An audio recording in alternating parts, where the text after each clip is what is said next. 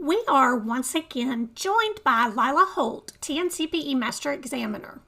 Today, she's going to walk us through how she actually prioritizes all of the observations that she identifies when she is analyzing an item.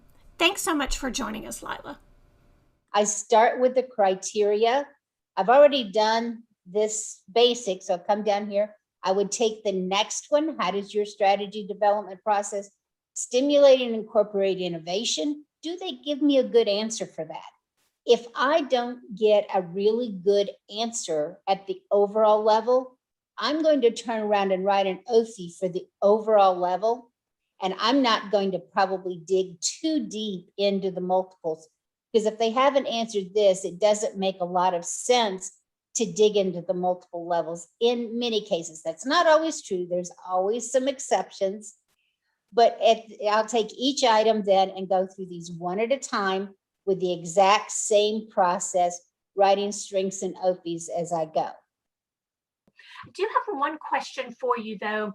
So once you've gone through all of the areas to address, the A1, the A2, A3, and so forth, how do you decide what is your around 6 comments? I'm going to look for probably OSIs that are going to be the most impactful to move that applicant for to the next level. Keep in mind though, I've seen this happen. You don't want to pick out all OFIs and forget to put any other strengths out there. Because if you're writing OFIs at the multiple level, there's some good strengths probably at the multiple or at the overall level that need to be called out. But I'm going to be looking for those things that are really the applicant can change or needs to keep doing to further that applicant along. It's about helping the applicant. It's all about their journey and what we're looking to, like, what do they need to change or work on, and what is really good that they're doing. That is an excellent point. So a couple of buzzwords there that I heard were, really kind of meeting the applicant where they are and moving them forward in their journey. We are purely trying to identify where they are right now and what will take them to that next level.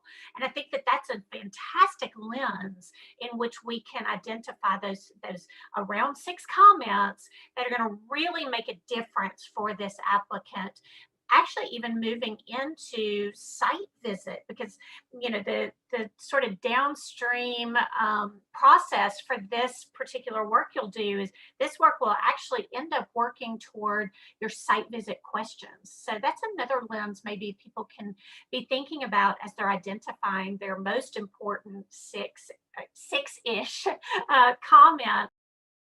Because also when you get into consensus, sometimes you can combine maybe combine a strength or two and make one extra strong strength out of it. Mm-hmm. So if there's more than one, they can be combined at some point. It's really important to get as much information out there for the applicant. Round 6, you don't want to overwhelm your partner who's going to be putting that thing through consensus, but you also want to make sure that anything that's really important to the applicant is left in those nuggets.